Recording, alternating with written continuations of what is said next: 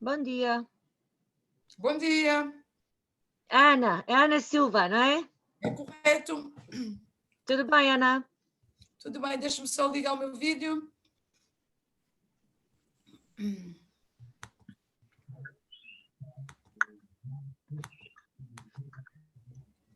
Como está? Muito Olá, prazer. bom dia. Prazer também. Olá. Olá. Vocês já tiveram uma aula hoje, não foi? Eu ainda estou a acabar de qualquer coisa. Sim. Bom dia. Olá, novamente. A internet de vez em quando não está assim muito boa. Esperemos que isto corra bem. Pois estou, olá, outra vez. Olá. E bom dia, professora. Bom dia. Sempre que eu mudo de sessão, acontece-me isto. Tenho que ir aqui a umas definições. É Bom isto. dia. Bom dia.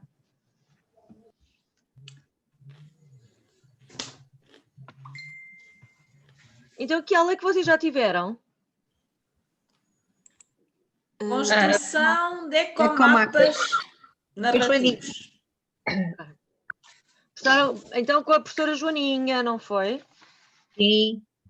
Muito bem. Sim. Ok.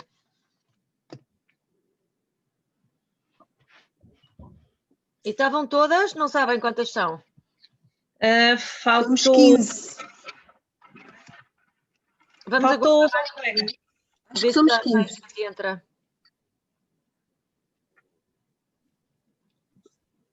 Sim. Bom dia. Bom dia.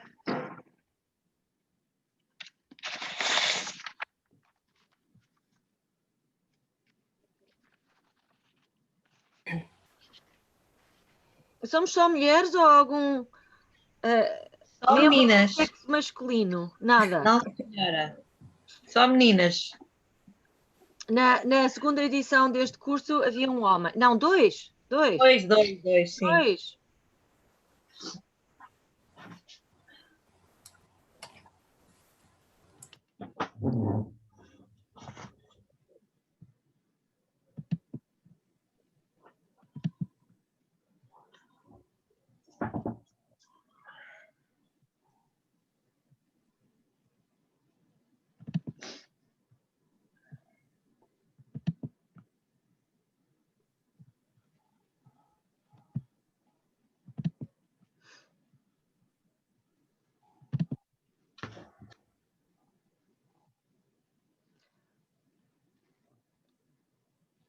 Vem mais alguém?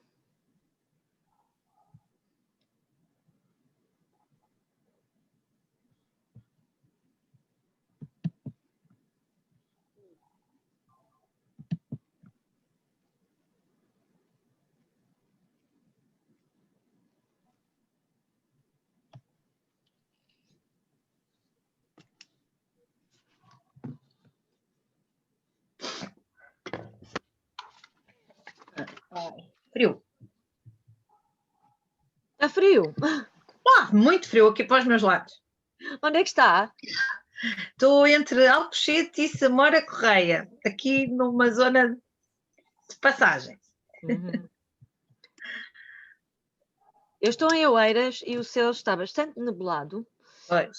E penso que vai chover. Aqui também está assim estranhito.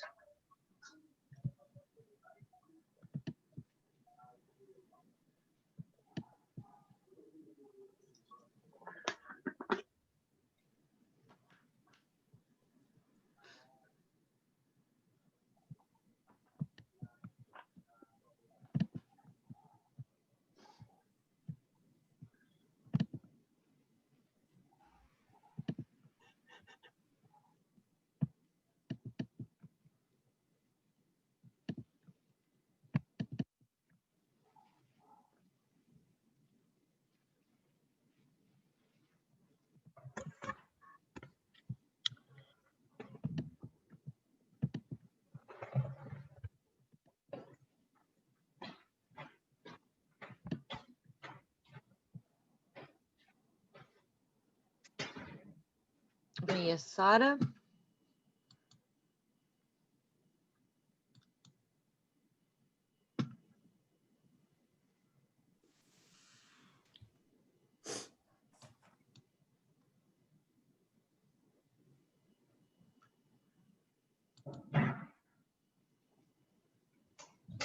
Bem, acho que vamos dar início à nossa sessão, esperando que mais uma ou duas pessoas se juntem a nós.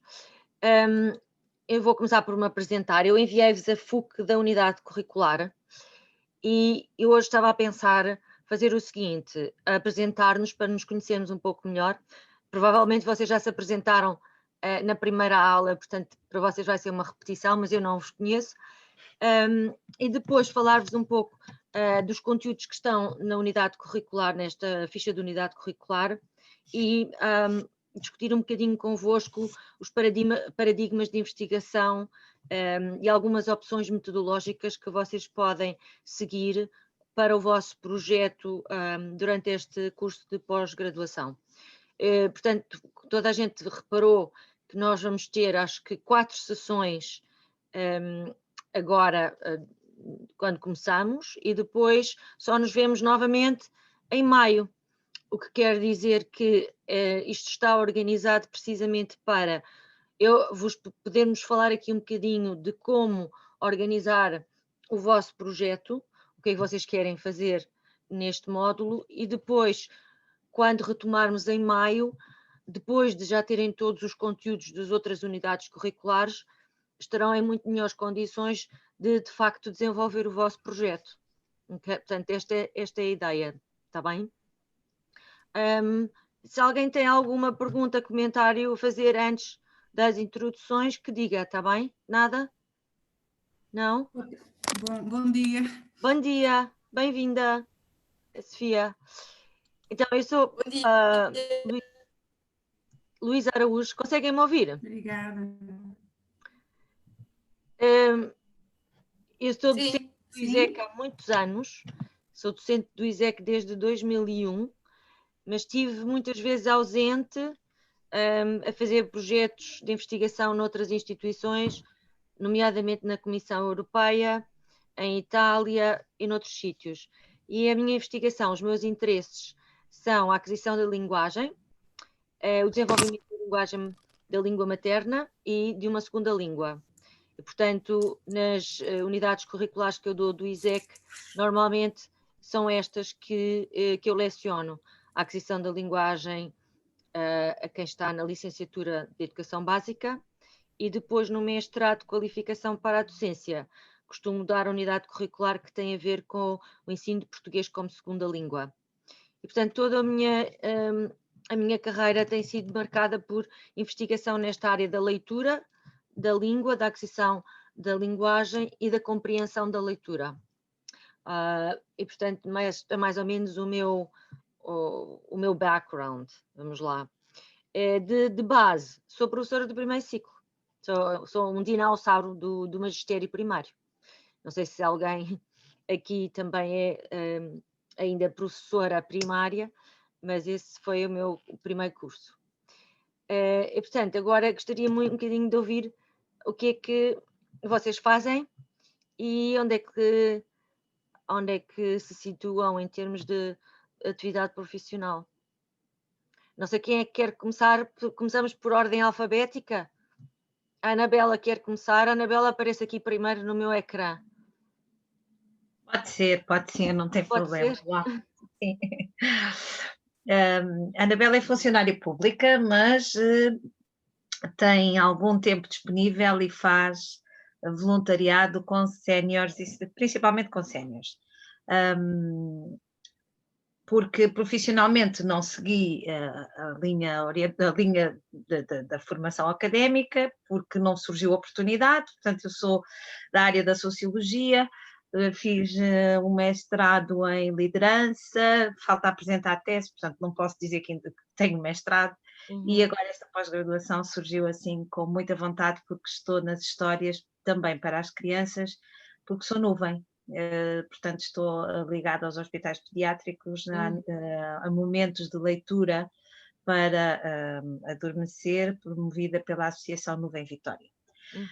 estar aqui não tem a ver propriamente com a nuvem, mas sim com os séniores com quem eu faço voluntariado, portanto, duas organizações com um número considerável de séniores, e que me levam a querer estar mais presente na vida deles. Portanto, comecei com o canto, na área do canto coral, e depois veio esta paixão pelas histórias que eles partilham também e que decidimos trabalhar em conjunto, porque por detrás de uma música há sempre um poema, há sempre um texto, há sempre uma história, e perceber, porque eles não são cantores, efetivamente, pessoas com muitas fragilidades vocais, perceber como é que se trabalhava o canto com esta gente que não sabia cantar, teríamos que começar por outro lado. Então foi pelas histórias que estão nas letras de cada canção.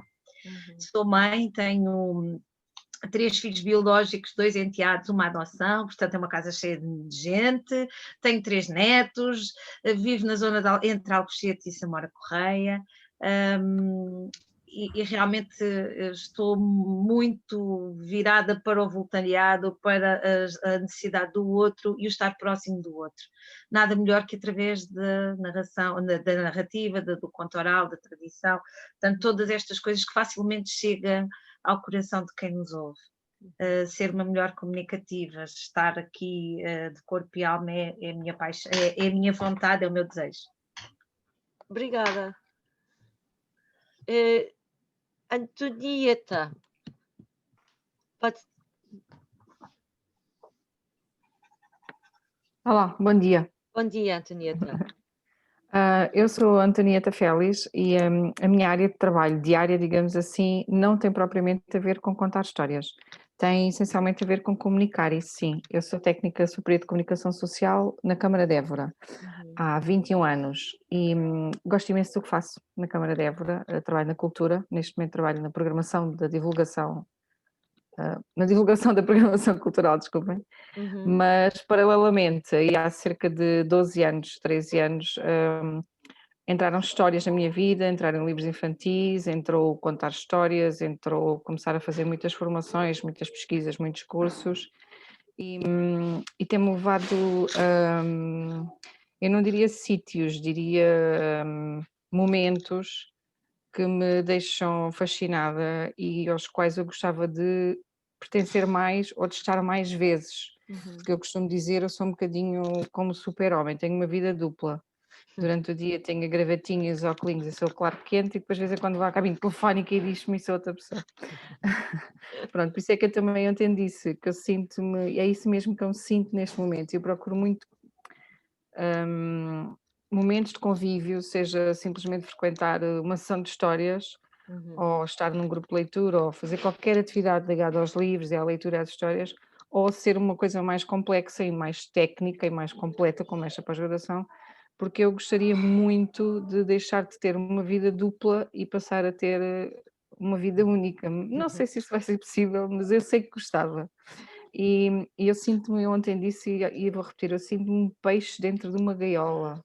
Um peixe que não tem como respirar e que só de vez em quando tem um pouquinho de água e fica muito feliz, mas volta para dentro da gaiola. E fica sempre a sentir-se preso, está mesmo preso porque está atrás de grades. Eu gostaria de tirar as grades e deixar de viver com essas grades. E para mim, o que é que há do outro lado das grades? Para mim, há as histórias e os livros.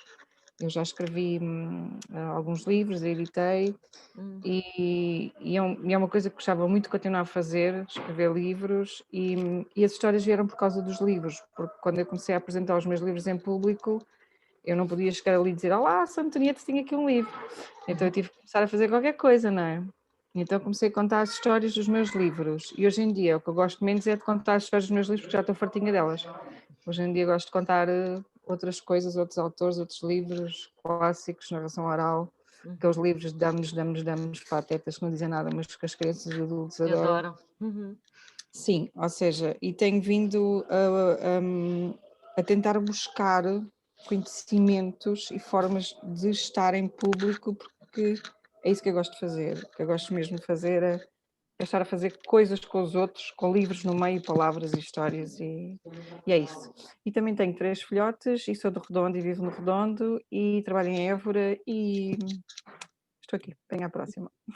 Muito bem. Obrigada, Anabela. Depois temos que conhecer os seus livros. Eu não conheço cá, as colegas já conhecem. Então, Ana da Silva. Onde é que ela anda? Só vejo aqui a imagem. Olá outra vez. Olá. Então, eu chamo-me Ana da Silva e sou animadora, sou professora,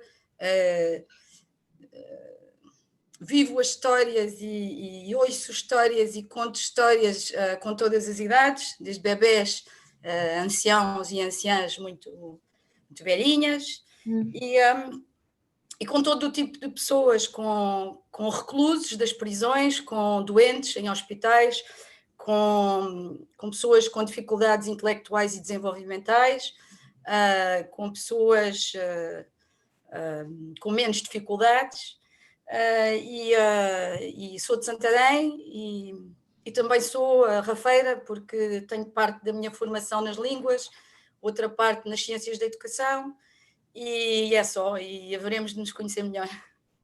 Ok, obrigada, Ana. Passando das Anas, passamos para a Carmen. Estou a tentar fazer isto por ordem alfabética.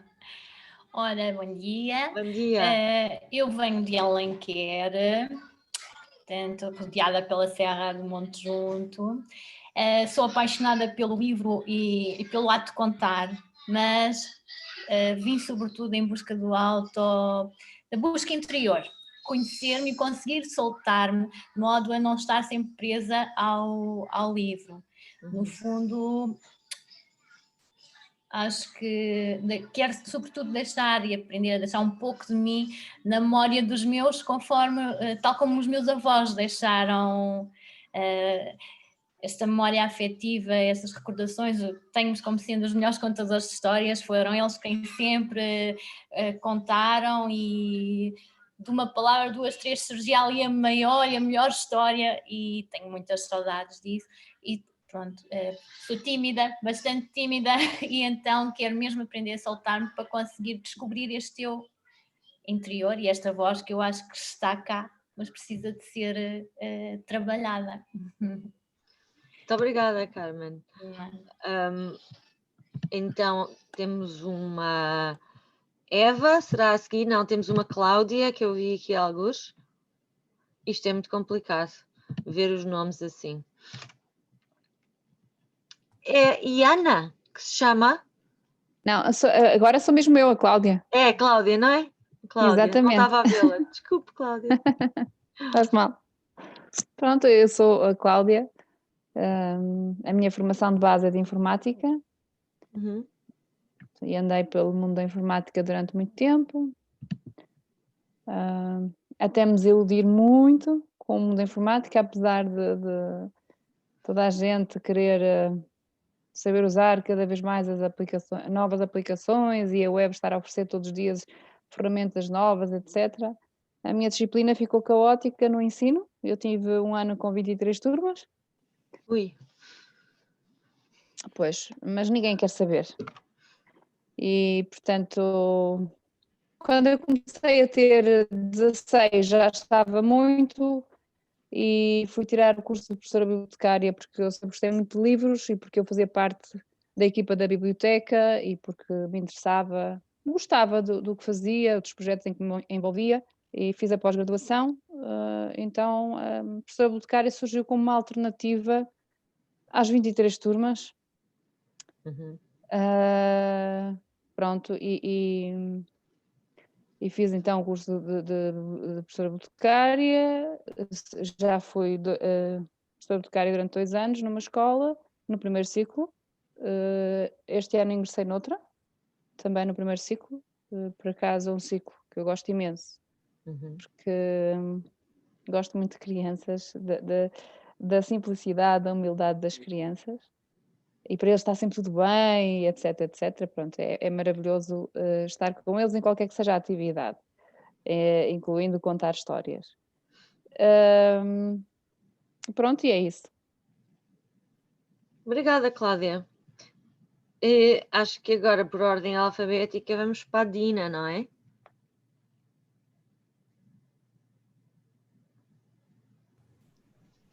Aparece Dina, mas eu sou Ricardina, mas pode Ah, para mim, não tem problema.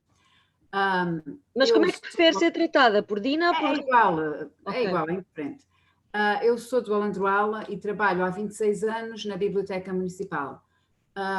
E a Biblioteca Municipal sempre foi muito frequentada por crianças, tendo as histórias fazem parte também da Biblioteca Municipal. E agora, há 2 anos, começámos a dinamizar as AECs nas escolas, sempre ao horário do dia, sempre ao final do horário, de uma carga horária bastante pesada para as crianças, e a forma que nós temos conseguido, às vezes, de agarrar o grupo todo é através das histórias. E à semelhança do que eu penso que foi a Carmen que falou, uma das coisas que eu também pretendo é desagarrar-me do livro, começar a soltar mais, a começar a deixar mais fluir, estar também um bocadinho à procura de mim, das histórias que estão dentro de mim e deixar também uma marca, não estar tanto apegada a objetos, ao livro, soltar-me um bocadinho mais. Ok, obrigada, Dina. Eva. Bom dia, Eva. Olá, bom dia. Bom dia. O meu nome é Eva Barros, sou atriz e contadora de histórias. Também coordenei a Biblioteca Municipal Natália Correia em Lisboa durante 4 anos, onde também desenvolvi o meu trabalho na área da narração oral na sala infantil. Também tínhamos muitas turmas todos os dias, nas férias então era uma loucura os autocarros a chegarem da Praia Campo, etc. O que eu procuro neste curso é, de certa forma, ganhar novas ferramentas que me possam diversificar a forma de eu de fazer o meu trabalho, portanto, de apresentar as minhas histórias, até mesmo no meu trabalho como atriz e também no meu trabalho como locutora e como dobradora, que é uma área que me interessa imenso na área do acting, a dobragem. Ou seja, eu quero conhecer mais personagens, quero que quando me chega um personagem para eu abraçar, com todas as ferramentas e técnicas que eu irei beber dos professores e dos colegas, não é? Possa mais rapidamente descobrir as várias camadas do personagem para lhe chegar à voz, porque a voz de um personagem já nos diz muito sobre ele. Então é um bocadinho por aí que eu procuro. Foi por isso que eu vi. Ok, ótimo. Obrigada, Eva. Obrigada. Iana? É Lana. É Lana. Peço desculpa, Lana. Não há problema algum. Eu acho que também sou eu. Mesmo assim sou eu. Então, meu nome é Lana, sou atriz e contadora de histórias. E pronto, depois que eu tive um filho, eu comecei mesmo a focar mais a minha única solução foi contar histórias para crianças, e aquilo, pronto, comecei a me apaixonar por aquilo, comecei a enxergar um mundo muito maior do que aquele que eu achava que era, e hoje em dia eu estou mesmo numa investigação da essência do contador de histórias, da essência das histórias, até mesmo para fugir um pouco de uma coisa que para mim agora já não faz tanto sentido, que é só ser intérprete. Eu quero algo a mais que isso, dentro da minha profissão e do que eu quero quanto profissional para o mundo, não é? Do que eu quero entregar para o mundo. Pronto, e é por isso que agora eu resolvi mesmo estudar e me aprofundar a sério. Pronto. E agora que o filho tem 5 anos, eu já consigo. Pronto, agora pela internet fica um pouquinho mais difícil, mas eu já consigo me focar mais nos estudos. Mas ele vai aparecer às vezes por aqui. Ok. Obrigada, Lana. Obrigada a você. Sara? Não, é seguir. Olá, bom dia. O meu nome é Sara Janeiro, tenho 41 anos, sou educadora de infância de profissão, moro na Venda do Pinheiro e sou mãe de duas crianças e tenho mais 2 enteados. Enquanto educadora de infância, as histórias sempre foram o meu material de apoio, faziam parte e fazem parte do meu dia-a-dia, mas encarei as histórias de outra maneira quando, no internamento com o meu filho, tive contacto com o projeto Novo em Vitória, ainda em projeto piloto, E comecei a ver as histórias de outra maneira, não só na parte narrativa de entretenimento e como material da minha profissão, mas como uma grande parte afetiva, e o que é que uma história consegue fazer num momento tão delicado que é o internamento de uma criança, e num curto espaço tão pequeno, que são 5, 6 minutos que as nuvens estão nos quartos, aquilo que a história consegue trazer à criança, e coisa que nunca me tinha passado pela cabeça, o que é que consegue fazer ao adulto e ao cuidador e aos pais que estão ali naqueles quartos. Entretanto, consegui inscrever-me na Nuvem Vitória, fiz a formação e há um ano que sou nuvem. E a minha passagem aqui pela pós-graduação também vai muito ao encontro de, tirando a parte de educadora, perceber como é que eu consigo também me soltar do livro e chegar ao outro a contar histórias. E quero beber mais destas histórias. Obrigada, Sara. Obrigada. Sandra. Olá. Não estamos a ouvir, Sandra. Agora sim. Olá, eu sou Sandra Ralha, também sou educadora de infância. Trabalho no Estoril já há alguns anos.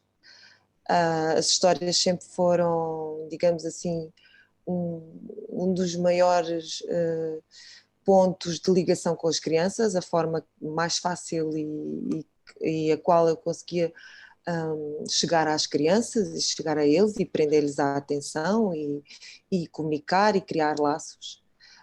É algo que adoro e que sempre fez parte da minha vida, as histórias, desde pequenina. Sempre procurei nelas o tentar tirar alguns valores, algo bom, aprender e o conhecimento que tirar delas, usar depois no dia a dia, e é isso que tento também transmitir às crianças, não é?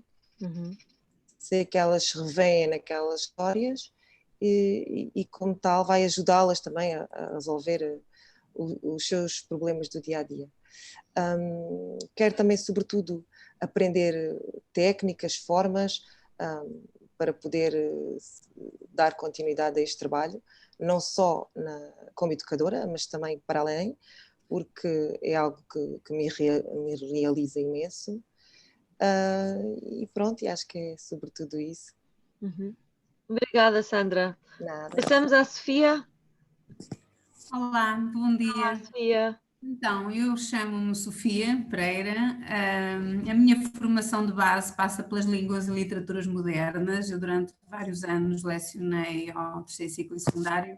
Lá está, eu sempre fui muito apaixonada por livros, desde que me entendo por gente, que eu me lembro que as outras crianças pediam brinquedos e eu pedia livros. Pronto, durante um tempo até cheguei a escrever livros para crianças e editei, só que depois nasceu o meu filho, era muito puxado porque todas as semanas a editora exigia que eu fosse às escolas e dinamizasse e pronto, nasceu o meu filho e isso teve que ficar de parte, embora eu continue a escrever e pronto, isso está em stand-by, daqui a um tempo não quer dizer que volte a essa outra parte.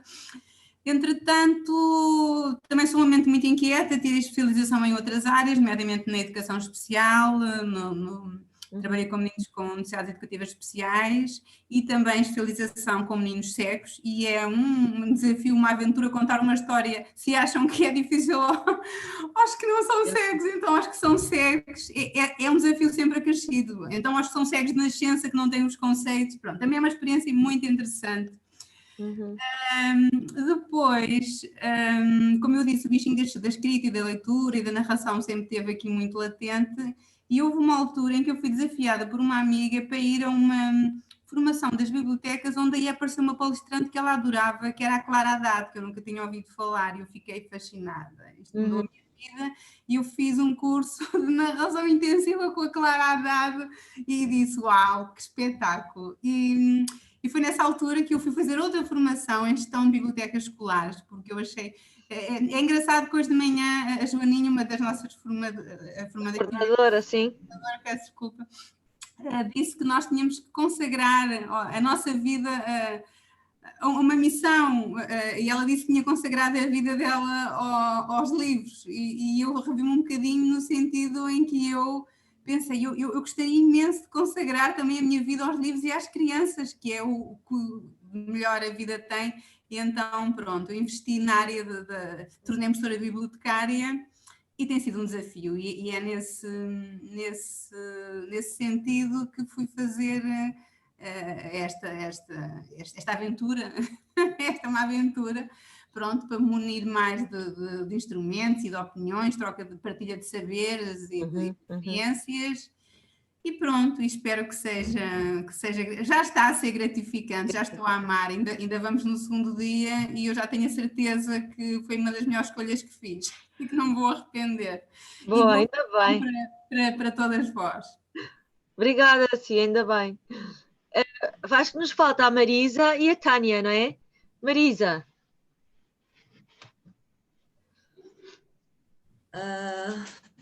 Então, eu vivo em Porto Mós.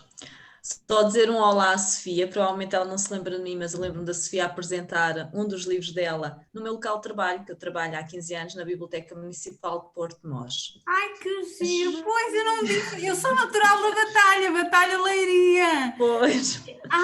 Pronto. E lá está, eu já disse que ela faz, onde eu andava pelo país a apresentar os livros antes de nascer. É verdade. Mas depois, a sério, Porto Mós, exato, por acaso lembro-me do Porto Mós, senhora, há sítios que ficaram gravados na minha memória, até passam muito pelas memórias. Acho que esta pós-graduação até está a ser assim também um encontro de pessoas, pronto, que pelos vistos já nos cruzámos por aí, porque todas, como alguém ontem disse, acho que até foi a coordenadora, temos uma coisa em comum, não é? Que é o gosto pelos livros, a paixão pela leitura, e pronto, eu também partilho desse gosto, por isso é que estou aqui. Percebi o poder sou formada em animação socioeducativa na ESEC, em Coimbra, e foi aí, no fim já da pós-graduação, da licenciatura, que eu percebi o poder das histórias, porque tive a oportunidade, o meu estágio desenvolvi-o no hospital pediátrico, também com crianças doentes, não é? Pronto, e famílias, porque um animador trabalha sempre com todos, e é para isso, e as histórias eram para todos e com todos. E foi aí que eu percebi o poder realmente das histórias. Daí procurei uma saída profissional na área dos livros. Sempre gostei muito de livros e de ler. Não fui, também já ontem eu disse, não fui uma privilegiada na infância com muitos livros. Fui privilegiada com a narração oral, porque tinha os meus avós, como já falámos aqui, e vivo numa aldeia e era muito, e até nas cidades também, mas nas aldeias talvez mais, era muito comum contarmos histórias, era assim que se ocupava o tempo. E ainda sou privilegiada nesse sentido, porque o meu avô vive mesmo aqui ao lado, vive connosco, tem 92 anos e ainda está ótimo. Está ótimo para contar histórias. Maravilha. É verdade, está excelente nisso, tem uma cabeça, uma memória, que é o que eu acho que me falta, é uma coisa que eu também venho aqui, bem, não me perdendo então no meu fio aqui da minha narração. Trabalho na biblioteca, onde sou animadora, promotora da leitura, e onde conto histórias, mas eu não sei se sou uma contadora de histórias. É isso que eu venho aqui também à procura de me descobrir e descobrir o meu perfil como contadora, afinal, porque isto é um universo enorme, desde os contemporâneos aos clássicos, à tradição oral, às lendas, à cultura de outros países, de outros povos. Isto é lindo e é enorme. E eu quero encontrar, às vezes ando um bocadinho perdida, também já se usou aqui essa palavra das mentes inquietas, também sou assim um pouco inquieta e tentamos ir beber um bocadinho aqui, beber um bocadinho ali e no fim já não sei o que é que o meu cocktail tem. E é isso que eu venho à procura, de me definir como contadora, de aprender com todos vós, também dar o meu contributo da minha experiência e pronto, estou cá para isso. Okay. E já estou a adorar. Ótimo, Marisa. Obrigada. Obrigada. Tânia? Olá, bom dia. Eu acho que falta a Silvana. Falta a Silvana, exatamente. Eu só ouvi agora. Entrou agora, Silvana. Não. Bom dia. Peço desculpa, eu estava aqui com outro... É que fui a última a inscrever-me e isso tem causado aí alguns constrangimentos. Ok. Mas não há problema nenhum. Bom, bom, eu confesso que eu, ao ouvir estes testemunhos todos, tenho um bocadinho de medo, portanto, espero que o herói que nós falamos, a heroína que falamos na primeira aula, que realmente eu consiga encontrar, porque a minha profissão não é ligada, pelo menos diretamente, à área das histórias. Eu sou enfermeira e descobri os contos infantis através da Ana Luísa Oliveira, que depois também irá lecionar uma unidade curricular, e ela fascinou-me numa hora do conto que eu fui assistir. É porque reacendeu aqui as luzinhas todas do meu imaginário na infância. E eu nunca mais me consegui esquecer daquele momento que me pareceu mágico, pareceu-me perfeito e mudou a minha vida a partir daí. Porque percebi que podia fazer outras coisas além do meu trabalho normal. Entretanto, consegui coordenar a construção de um espaço na sala de espera do Centro de Saúde para as crianças brincarem, que com a parceria de várias entidades, e toda a gente adorou, e foi um momento muito importante para mim, pela parte dos afetos que nós temos falado também aqui. E pronto, a partir daí o livro infantil e as histórias têm feito parte da minha vida, muito mais do que faziam anteriormente, porque era uma coisa que eu me tinha esquecido. Agora vai ser uma nova etapa, quero aprofundar os conhecimentos nessa área, mas não sou contadora de histórias, nem tenho experiência nenhuma nessa área, mas espero que consiga criar aqui uma mais-valia, não só em termos profissionais, mas principalmente também em termos pessoais. Pois é, Silvana, vai ser contadora de histórias no final. Não é ainda, mas vai ser. Espero que sim. Obrigada, Silvânia. Temos a Tânia por último, é isso? Tânia? Sim, sim. Pronto, bom dia. Eu sou a Tânia, eu vou pôr-me para trás porque o sol está aqui. Pois é, estamos a ver aí muito reflexo na sua cara. Caso ficou de repente. Tenho 44 anos, vivo em Águeda, é distrito de Aveiro, e a minha formação de base é Línguas e Literaturas Modernas, também. Na altura, quando terminei o curso, optei por não entrar nos concursos, queria uma coisa mais livre, e como tinha alguma experiência com outros contadores, com um grupo de contadores de Coimbra, porque foi onde eu estudei, eu dediquei-me com essa associação a esse tipo de trabalho, que era mais incerto, mais inconstante, mas eu era uma rapariga sem compromissos e achei que podia, pronto, de facto, abdicar também da mesma instabilidade que se vive na carreira docente, né? E então, durante alguns anos, trabalhei pronto, com a narração oral, com o IPLB, na altura era o IPLB, o Instituto Português do Livro e das Bibliotecas, até o momento em que nasceu a minha filha mais velha. Então, às vezes, aí nós temos um segundo acordar para a vida, e pronto, eu resolvi sacrificar, pronto, mudar um bocadinho o paradigma e, portanto, voltar às aulas. Eu, claro que se pudesse conciliar pronto, o idealismo todo de ser contadora com uma situação económica estável, isso era o ideal. Mas pronto, a vida faz-nos escolher e, no entanto, mesmo nas aulas, eu trabalho com adultos e acho que as histórias ajudam muito também. Eu dou aulas de português e ajuda, as histórias ajudam muito, a narrativa ajuda muito a passar não só os conteúdos que temos para dar, mas também a criar algum vínculo, porque quando são adultos que não estão com vontade de estar ali, é complicado nós conseguirmos cativá-los mais do que as crianças e pronto, a narrativa ajuda. E eu, pronto, quando surgiu isto, eu não sei se a Silvana foi a última a inscrever-se ou se terei sido eu, porque eu em 2 dias tomei conhecimento desta pós-graduação. Agradou-me bastante, já agora aproveito para dizer à doutora Luísa que agradou-me bastante o facto de ser em regime e-learning,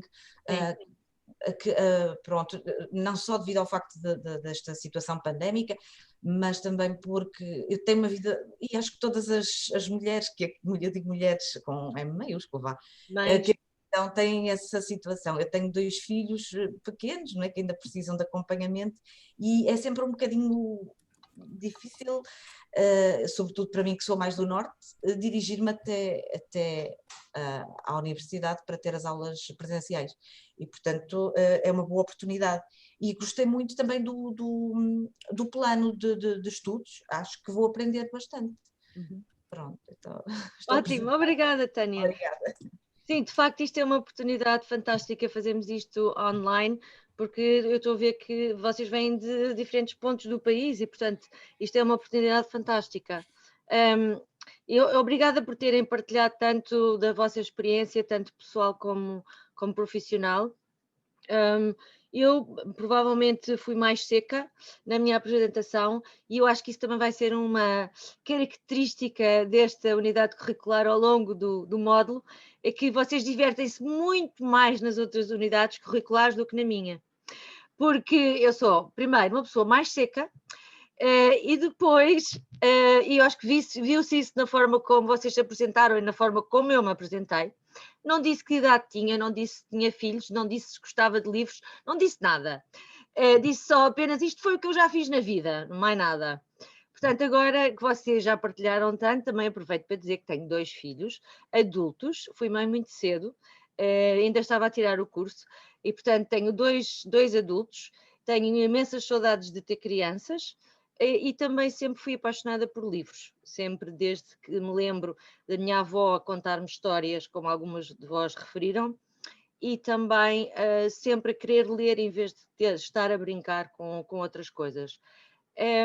Em termos de experiências que tive com os meus filhos, gostava imenso de ler livros para eles e partilho também convosco um projeto que nós temos que envolve também docentes desta pós-graduação, a professora Sara Leite e a Joaninha, em que estamos a fazer uma análise dos livros do Eric Carle, provavelmente alguns de vocês conhecem, que escreve muito para os mais pequenos, e estamos a fazer um projeto de investigação sobre a forma como os livros são traduzidos do inglês para português.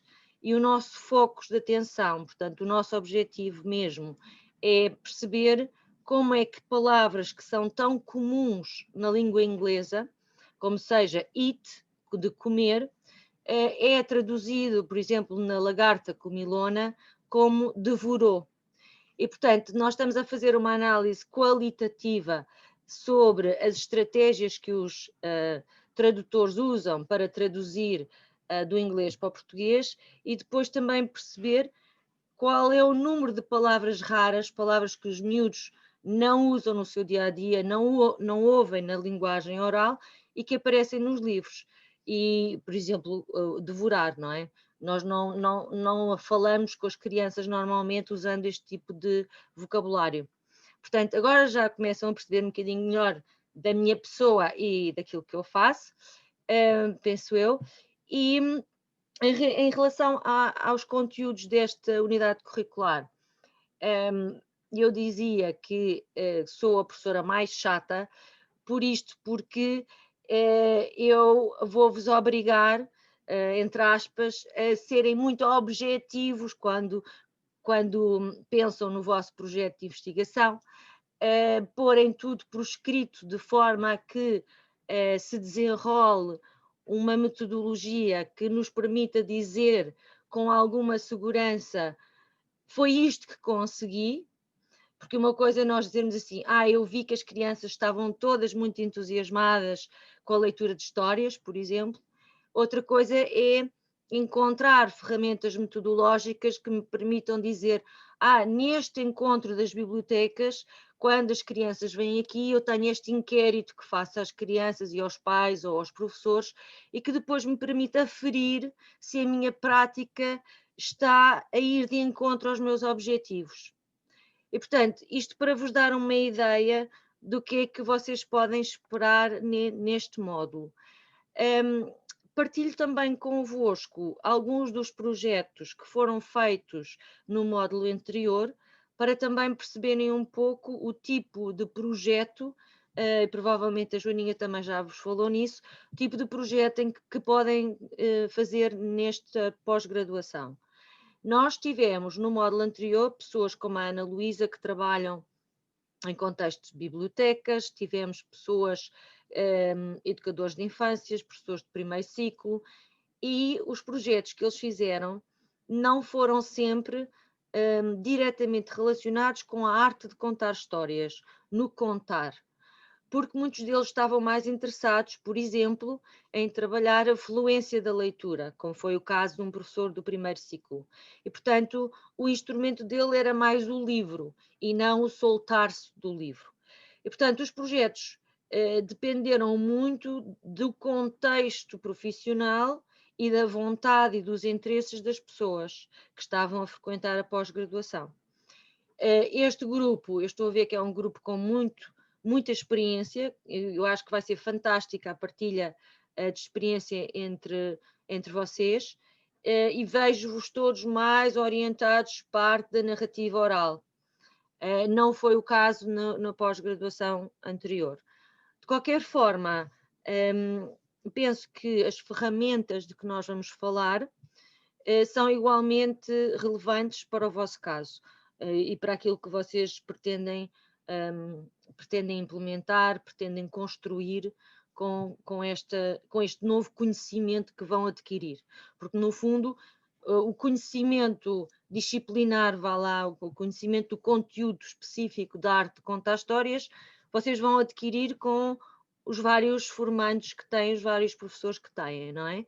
E depois aqui nós vamos um bocadinho operacionalizar esse conhecimento para desenvolver um projeto. Ok? Mais ou menos essa a ideia. Temos questões, comentários até agora? Não? Eu tenho uma pergunta, não sei se... Ana, sim. É que a professora agora mesmo disse, vejo-vos todos. Pergunto-me porque é que usam masculino se somos todas mulheres? Pois não sei. Obrigada. Pois não sei. Sabe, olha, eu acho que estou tão programada a dizer sempre feminino e agora tenho um rapaz numa aula de licenciatura em ensino básico e acontece-me o contrário. Estou sempre a usar o feminino. Mas isso é bom. É só um. É só um. Mas ele sente-se discriminado. Eu já disse. Tem que aprender, que as mulheres também se sentem discriminadas com o falso neutro, não é? Então, alguém teve a oportunidade de ver a unidade curricular, a ficha de unidade curricular? Não? Sim, eu vi. Eu enviei-vos por e-mail e penso que tenho aqui e que consigo partilhar convosco. Estão a ver?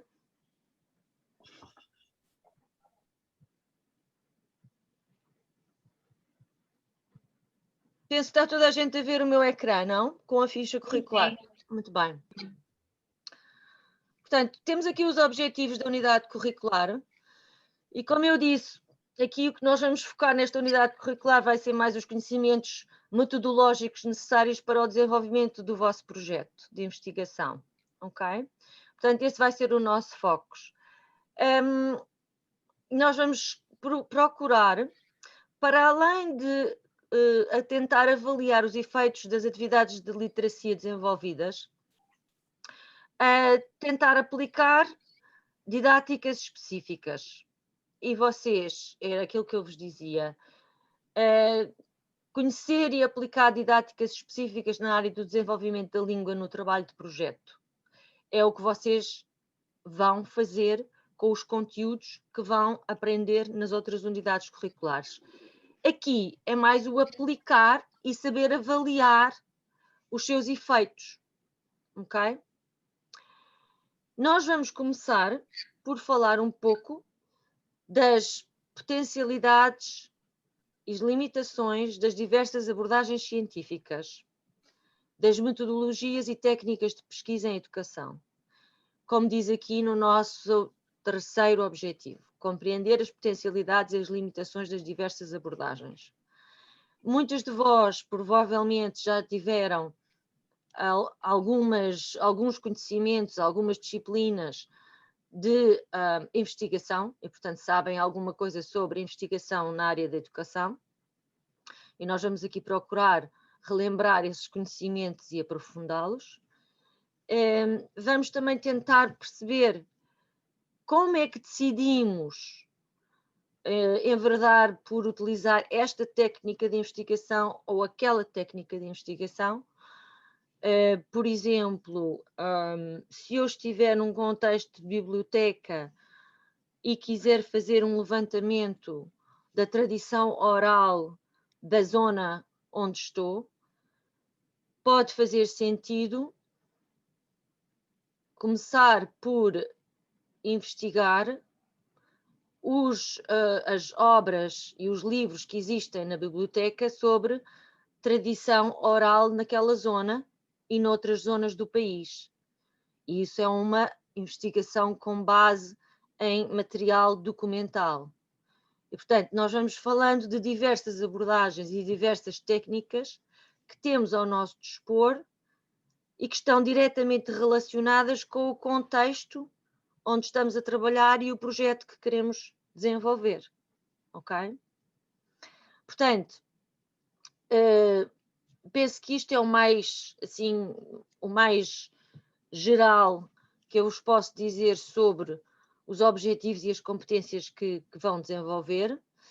E claro que à medida que vamos avançando, vai-se tornando mais claro quais são as técnicas que vocês querem utilizar e exatamente como as vão utilizar, ok? Uma outra vertente que nós procuramos também aqui dar alguma ênfase é na disseminação dos resultados de investigação. E vocês veem aqui como o último objetivo ou competência, utilizar as normas e as técnicas de apresentação e disseminação dos resultados de investigação. Muitas vezes nós fazemos um trabalho de investigação e depois não disseminamos os resultados. Isto pode querer dizer, por exemplo, se eu trabalho numa Câmara Municipal e se eu estou a fazer um projeto, pode fazer sentido eu fazer uma reunião, uma conferência, um encontro para partilhar os resultados da minha investigação às pessoas que trabalham na mesma área, ou colegas que trabalham também na Câmara ou noutras entidades relevantes. E, portanto, esta componente de disseminação também pode ser importante, dependendo do contexto onde vocês trabalham. Ok? Depois, se vocês virem mais abaixo, temos aqui conteúdos programáticos mais específicos.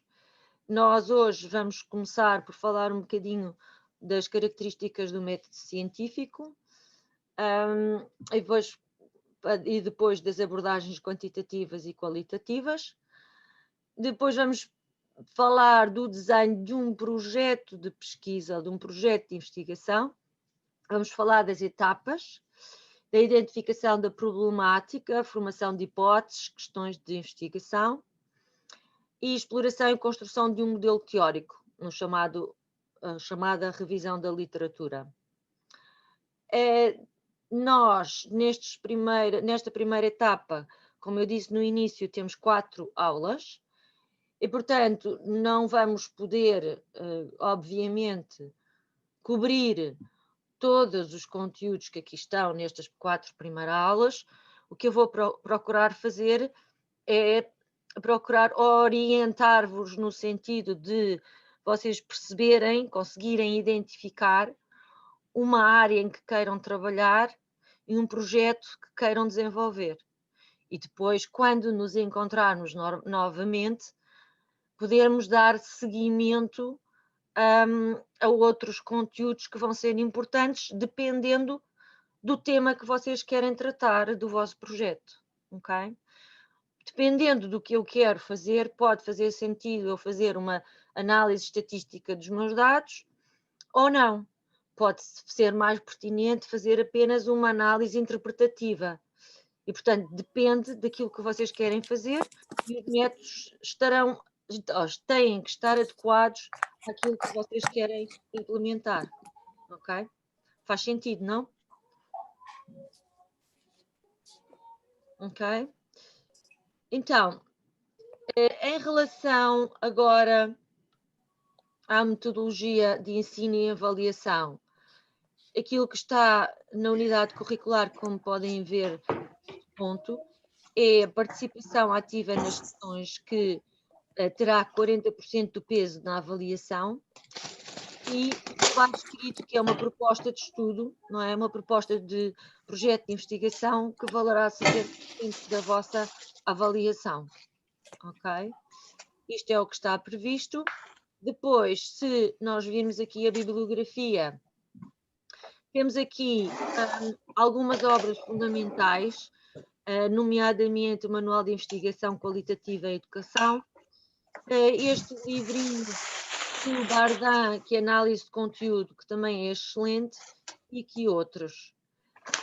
Também, eu não sei se alguém está aqui, podem talvez pôr o vosso microfone no silêncio. Está aqui um bocadinho de barulho. Ok? Questões sobre esta unidade curricular, questões sobre tudo isto que eu vos mostrei. Comentários. Desculpe, professora, eu como não, só cheguei acho 5 minutos depois e não tinha percebido, está a dizer então que as aulas não vão ser todas corridas, é isso? Agora temos quatro seguidas e depois temos um espaçamento e depois voltamos a ter, percebi bem agora? Sim, percebeu. Ok. Ok, então, se eu entendi bem o cronograma que nos foi enviado pela professora Joaninha ou Sara, já não sei qual, eu não sei se alguém tem aí o cronograma, nós vamos ter 4 aulas, MP, acho que está sempre MP1, MP2, MP3, MP4, conseguem localizar? Sim. Sim, professora. E estão a ver que vamos ter 4, acho que são 4, não são 4? Vamos ter até dia 19 de dezembro. Exato, e depois eu desapareço. Sim. Exato. Não é? Não convém. Eu desapareço e só apareço novamente em maio. Exato. Ok. Eu vou só aparecer no maio. Está bem? Ok, Sofia? Ok, já percebi. Ok. Obrigada. Mais alguma questão? Comentário? Eu não sei se posso falar. Ana, diga. Eu levantei a mão, mas se calhar não... Está aqui a mão, está sim, senhora. Não faz mal. Professora, eu gostaria de lhe perguntar quais são os critérios de avaliação da participação e do trabalho escrito. Então, em relação aqui à avaliação, eu vou-vos pedir, em relação à participação ativa nas sessões, eu vou-vos pedir depois para fazerem pequenas apresentações, ok? Ao longo das nossas sessões. E depois eu vou ter critérios específicos para a avaliação do trabalho escrito. Ou seja, vamos ter uma grelha onde eu vos vou explicar exatamente quais são os parâmetros de avaliação. Ok, Ana? Sim, professora, mas quando diz que a participação vai consistir em pequenas apresentações, muito bem, eu acho que a professora já tinha referido, o que eu gostaria de saber são os critérios de avaliação das apresentações. Sim, e eu vou-vos mostrar isso também. Não temos ainda o Moodle preparado. Eu não sei se vocês têm o Moodle preparado já para as outras disciplinas, mas para a minha não está. Isto tem a ver com os serviços académicos. E, portanto, todos esses critérios vão estar no Moodle, ok? E eu não vos vou dar isto hoje, mas vou dar para a próxima aula, ok? Com certeza. Obrigada. Mais questões? Comentários? Posso colocar uma questão? Sim, Antonieta, diga. Eu estou aqui com uma dúvida basilar, que é em que altura, em que fase destas nossas aulas é que nós vamos ter que ter o nosso projeto definido, identificado? Estas 4 aulas, primeiras 4 aulas, vão servir exatamente para identificar. E o que eu espero é que na 4ª aula vocês já tenham escolhido, selecionado uma área, um tema para trabalhar. Ok? Tá bem. Porquê? Porque é exatamente por isto que está feito desta forma o cronograma, que é para depois vocês terem tempo entre o final de dezembro e maio de desenvolver aquilo que querem fazer e depois retomamos para vos dar mais algumas ferramentas de técnicas de recolha de dados, de análise de dados, tudo aquilo que vocês vão precisar para realmente fazerem uma proposta de investigação que é execuível. Ok. E o tema ou as áreas ou a população-alvo desse trabalho é inteiramente ao nosso critério, é isso? Inteiramente. Está bem. Eu posso-vos dar exemplos, como já dei alguns. Era isso, desculpe, professor, interromper, era isso que eu ia perguntar. É o quê? Por exemplo, pegarmos num livro e trabalharmos sobre uma atividade que iríamos fazer com esse livro, só para eu poder situar mais ou menos, desculpe. Seria desejável que fosse um bocadinho mais amplo que isso. Os exemplos que eu dei, dei um exemplo que foi fazer a recolha da tradição oral num contexto de biblioteca.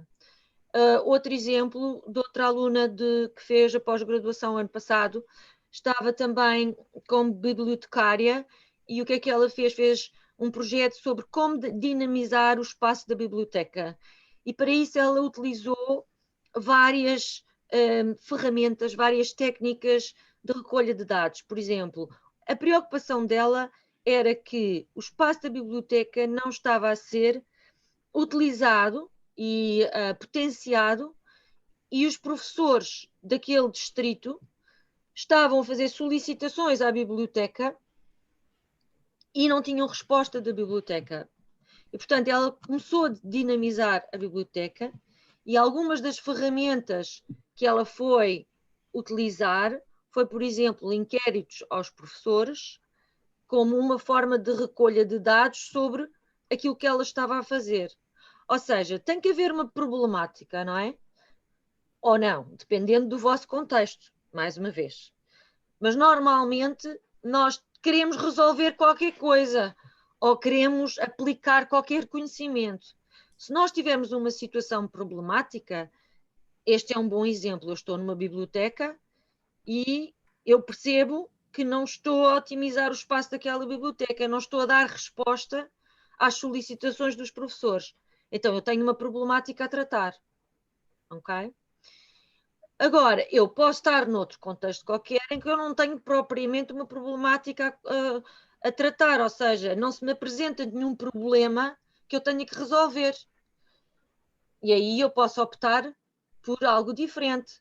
Posso optar por fazer um levantamento da tradição oral simplesmente porque eu posso justificar dizendo que é, do ponto de vista cultural, uma atividade que tem valor em si própria, ok? Porque eu estou a contribuir para conhecer a tradição oral do meu país, da minha zona. Portanto, tudo isto depende do vosso contexto. E por isso é que eu acho que é muito importante começar logo a pensar em potenciais problemáticas, potenciais temas, para que vocês se possam situar e possam selecionar aquilo que é mais interessante para vocês, não é? Isto tem que funcionar para vocês. Vocês têm interesses muito óbvios e por isso é que estão a tirar esta pós-graduação, e como têm interesses muito, muito óbvios, dão todos aqui à volta da arte de contar histórias. Agora vamos procurar ter aqui uma atividade investigativa que tem a ver com esses desejos que vocês têm de aprender determinadas coisas sobre a arte de contar histórias. Ok? Está a fazer sentido ou não? Posso fazer uma pergunta, professora? Sim, Ana. O que me interessaria mais em termos de métodos de investigação seria utilizar métodos de educação não formal, não recorrer aos métodos clássicos do inquérito por questionário, o inquérito por entrevista, a observação, nada disso. Eu gostaria de, por exemplo, recolher informação, recolher dados através de jogos. Portanto, utilizar o jogo como método de investigação científica. Há essa liberdade, não é? Desde que o seu método seja um método que lhe permita responder às suas questões de investigação, sim. Muito obrigada. Depende daquilo que quer responder, não é? Por exemplo, há um método bastante recente que cada vez se utiliza mais nas investigações qualitativas, que é os grupos de foco, os chamados focus groups, que são, no fundo, entrevistas com um grupo de pessoas. Portanto, há mas esse método também já pode ser considerado clássico. Eu não estou a falar disso, estou a falar mesmo de jogos, brincadeiras, para recolher dados científicos, não é? Mas pronto, ainda bem que há essa abertura, porque é o que mais me interessa. Obrigada. E aí temos que ver como é que depois faz essa recolha para que tenha algo objetivo a mostrar, não é? Claro, obviamente. Obrigada. Ok. Professora, posso lhe colocar uma questão? Como se calhar ao longo, as questões não nos vão surgir agora, não é? Vamos pensar nisto e amadurecer e tal. A professora não se importava de nos fornecer um mail na eventualidade de termos alguma questão pontual que queiramos ter? Claro. Para ir amadurecendo as ideias. Claro, o meu e-mail aliás, ele estará disponível na plataforma Moodle e assim que eu tiver a plataforma a funcionar, que deve ser esta semana que entra, até quarta-feira, eu mando-vos um e-mail com tudo. Mas podem ficar já com o meu e-mail, é muito simples, é igual para todos os professores do ISEC. É o primeiro nome, ponto, e o último nome. Portanto, é luisa.araújo @iseclisboa.pt. Ok, obrigada. Nada, obrigada, Sofia. Porque eu acho que as questões depois vão surgindo, às vezes até no banho, ou a dormir, ou não sei, a dormir não, mas quando... Pronto, Sim, ao acordar. Pois, mas como isto é bem basilar, não é? Pois para desenvolvermos o processo todo, exato. Se calhar é uma coisinha pontual, deixa-me ver se isto dá ou não dá, era mais nesse sentido. Muito obrigada pela atenção. Sim. Mais alguma questão, comentário? Não? Então, se não há mais nenhuma questão, eu vou passar ao primeiro PowerPoint. Isto vai estar tudo disponível para vocês no Moodle, como eu disse. E uma outra coisa que eu quero fazer depois também um pouco convosco é mostrar-vos as potencialidades de busca na biblioteca do ISEC, para que vocês possam depois também fazer algumas buscas de literatura a consultar, ok? Então, nós vamos apenas falar um bocadinho destas ideias do método científico, o que é que nós estamos a falar quando estamos a falar de métodos de investigação.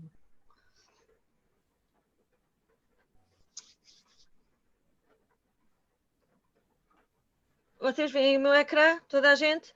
Sim? Sim, vemos bem.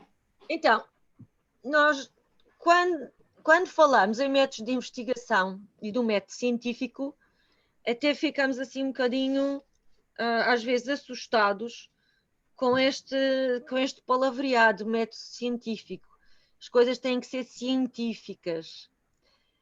E nós, nas ciências sociais, costumamos fazer esta esta distinção logo à partida do que é o paradigma positivista e do que é o paradigma interpretativo. E eu diria, arriscar-me a dizer que nós estamos, ou vamos situar aqui no paradigma interpretativo, quando estamos a falar do tipo de projetos que vocês vão fazer.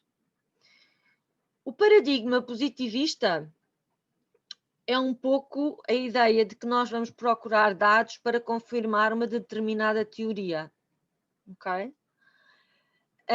Nós adotamos técnicas de recolha e análise de dados do tipo quantitativo e nós queremos confirmar uma teoria. Por exemplo, se eu à partida disser e acreditar na teoria que se chama teoria da dupla via da leitura, a teoria da dupla via diz-nos que as crianças, por um lado, têm que aprender a descodificar rapidamente as palavras e só depois de poderem ter essa descodificação automatizada a partir da soletração das letras, de saber que um F se lê F com A, faz Fá, isso é uma forma, uma via de chegar à leitura. Outra via de chegar à leitura é a via lexical, ou seja, o reconhecimento da palavra como um todo. No entanto, o que é que nos diz esta teoria? Esta teoria da dupla via diz-nos que o mais importante no primeiro ano de escolaridade é que as crianças aprendam a descodificar e a ler com fluência, ler rapidamente. Então, o que é que eu poderia fazer para confirmar essa teoria? Eu, por exemplo, vou fazer aquilo que as metas de aprendizagem sugerem no primeiro ciclo, que é ver quantas palavras por minuto as crianças conseguem ler. Ora, isso confirmar-me-ia se as crianças são boas leitoras ou más leitoras. Se lerem muito lentamente, não estão a adquirir a leitura. Portanto, eu estou a fazer uma técnica de recolha de dados quantitativa, estou a medir o número de palavras que as crianças leem por minuto e aquilo que eu vou recolher, a forma que eu depois vou analisar, é para confirmar uma determinada teoria sobre a leitura. Certo? Posso fazer uma pergunta, professora? Eva, sim. Mas não é possível recolher-se dados para confirmar uma teoria através de métodos qualitativos? É. Só obrigada. que nunca são de forma tão objetiva, não é de forma tão objetiva como um paradigma positivista. Porque um paradigma positivista diz-vos só há esta forma de olhar para esta realidade. Ok? Num paradigma interpretativo, nós vamos procurar uma interpretação que seja válida, mas não quer dizer que ela seja única. É uma forma de olhar para a realidade. Não quer dizer que ela seja única. Professora, okay? Desculpe. Quando estava a falar nesta situação de avaliar o número de palavras que as crianças, dentro de uma determinada idade e dentro, portanto, de um ano de escolaridade, primeiro ano ou até ao quarto ano, têm de aprender, estas questões levanto sempre no sentido que eu acredito vivamente que as crianças todas têm o seu ritmo. Uhum. Acho que a escola ainda está muito, isto é uma opinião muito pessoal, muito formatada em que as crianças têm que todas aprender naquela hora, naquela altura, portanto, e quando estava a falar nesta coisa de quantificar o número de palavras, eu acho isso de uma violência muito, por isso acho que, não sei, é a primeira vez que eu ouço falar disto, mas acho que um paradigma interpretativo é menos cruel do que um quantitativo quando estamos a falar de aprendizagem, no sentido de que cada um tem o seu ritmo e cada um tem as suas capacidades e pode aprendê-las através mais... Há crianças que até aprendem palavras mais através da arte do que estar ali a fazer as letrinhas, ou através da matemática conseguem chegar... Não sei se isto pode-se aplicar aqui num paradigma mais interpretativo, não sei... Sim, é uma forma de olhar, lá está, tem a ver com o seu sistema da sua forma de pensar sobre o problema. Se estiver a pensar dentro de um paradigma positivista, aquilo que disse não tem lugar, não é? Não se aceita, porque não está de acordo com um paradigma positivista. Um paradigma interpretativo pode ter até alguns elementos de medição, pode aferir, pode também contar palavras.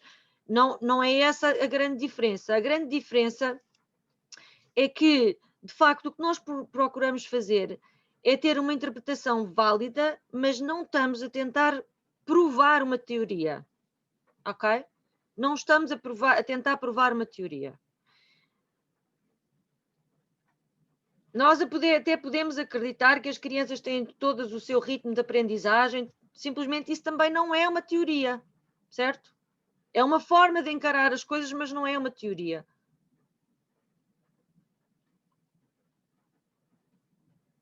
Obrigada.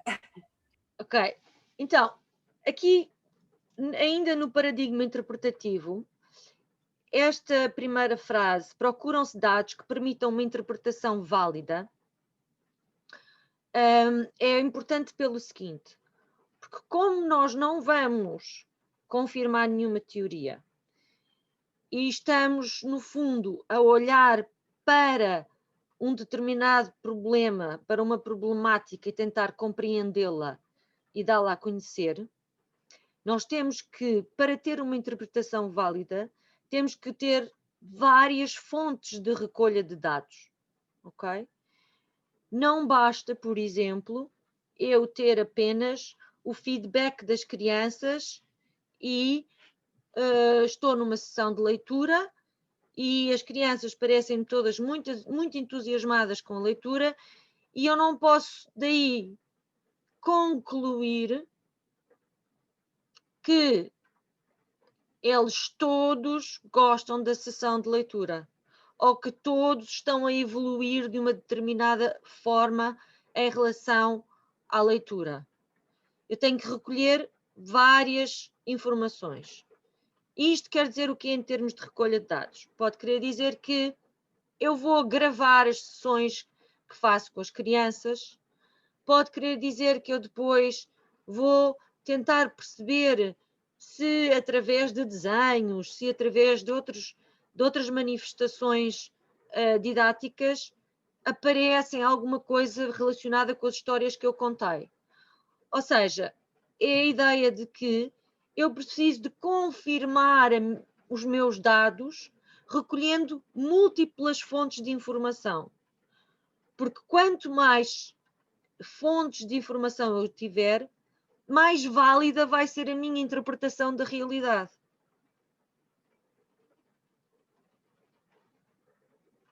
Não é? Isto é esta atitude científica que nós vamos procurar adotar. Nós todos temos opiniões sobre o que é bom, sobre o que é mau, sobre o que resulta, sobre o que não resulta. Mas não são opiniões muito fundamentadas do ponto de vista científico.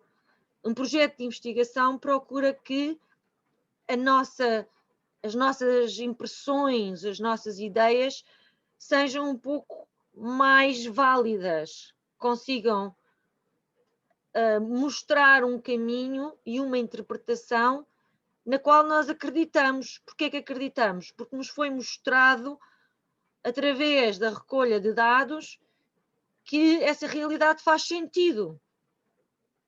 Não é? Ela faz sentido, porque ela mostra-se aqui e revela-se ali e, portanto, faz sentido, parece-me válida. Ok?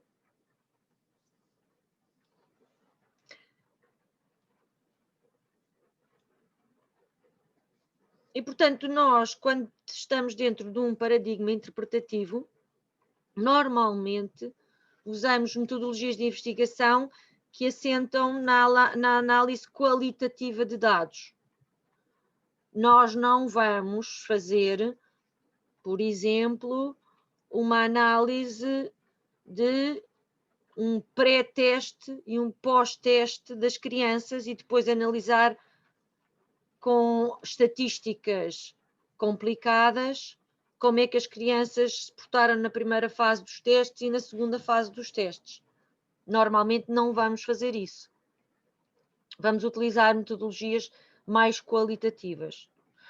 Mas vamos falar também depois de como utilizar uma metodologia qualitativa não quer dizer que não se possam quantificar coisas, ok? E isso depois vai ser mais claro mais à frente também.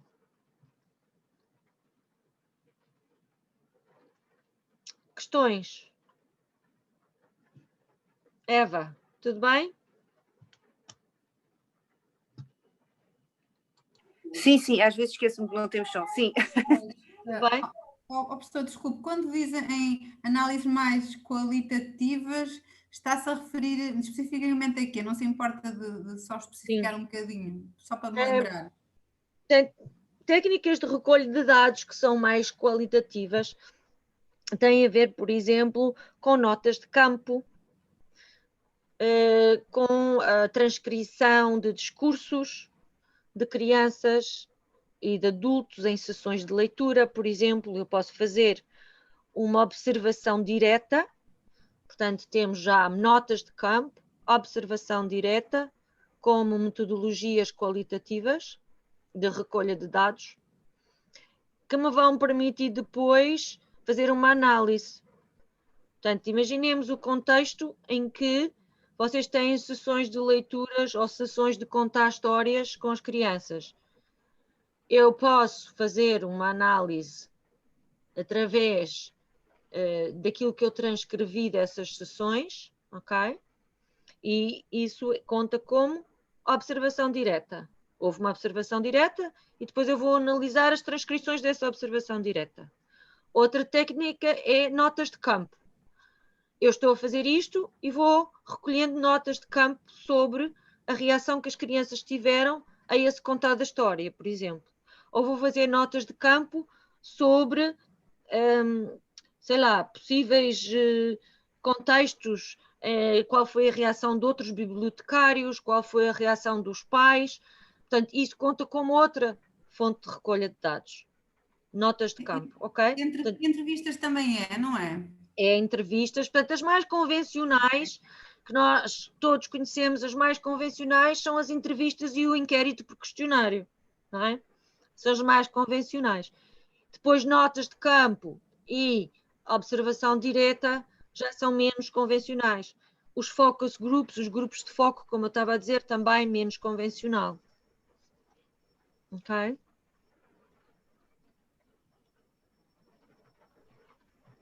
Ui, peço desculpa, acho que saltei qualquer coisa.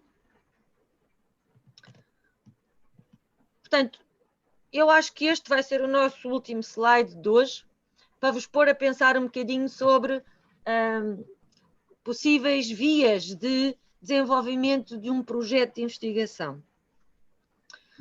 Então, nós para investigarmos alguma coisa, normalmente temos que nos apoiar no conhecimento acumulado sobre esse fenómeno, sobre esse problema, sobre essa questão. Ok? E aqui temos um papel da teoria.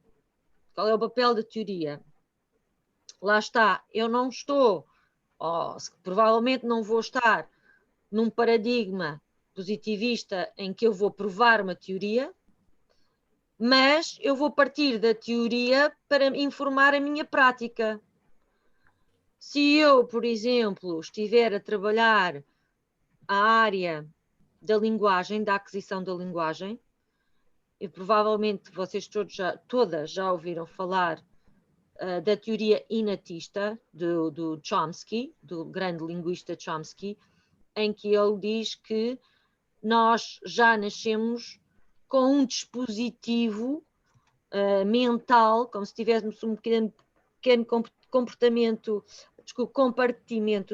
na nossa cabeça, que nos permite adquirir a linguagem oral. Isso é uma teoria inatista.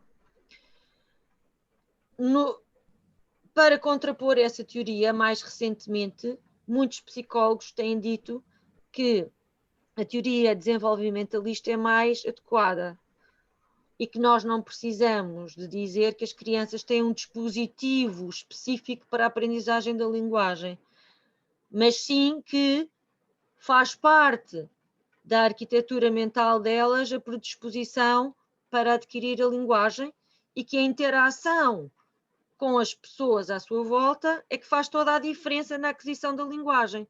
Crianças que estão expostas a um ambiente mais rico em termos da linguagem vão desenvolver melhor a sua linguagem. Nós sabemos isto, que trabalhamos com crianças, vemos que as crianças começam a usar as mesmas palavras que aparecem nos livros, as mesmas palavras que nós usamos, as mesmas construções de frase. Portanto, isto mostra-nos que esta teoria deve fazer sentido, não é? Deve ser válida. Ok? Portanto, nós partimos de algum trabalho prévio feito sobre o tema que estamos a tratar.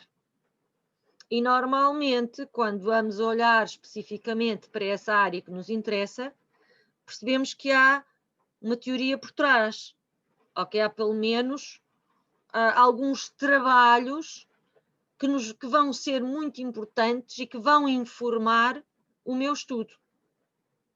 Ok?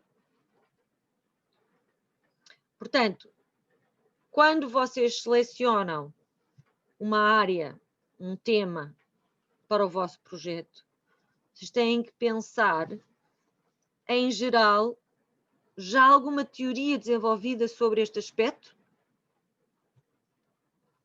Quais são as metodologias que já foram usadas? Quais foram os dados que já foram recolhidos sobre esta questão?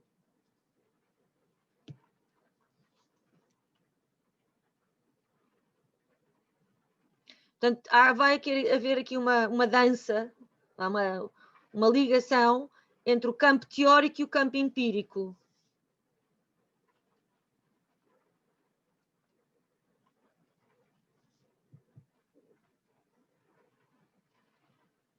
Professora, desculpe.